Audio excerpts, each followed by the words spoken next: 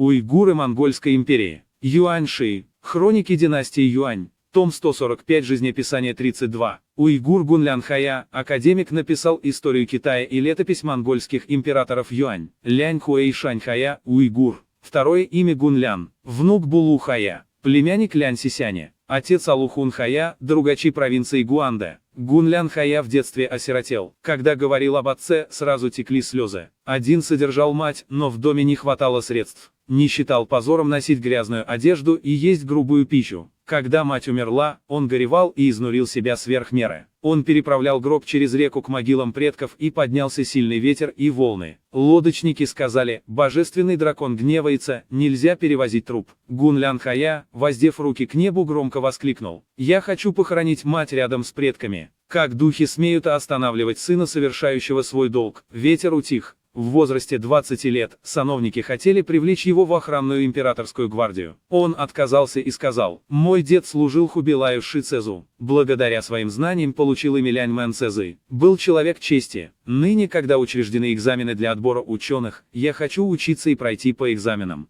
Тогда он поступил в Государственную академию и стал накапливать заслуги.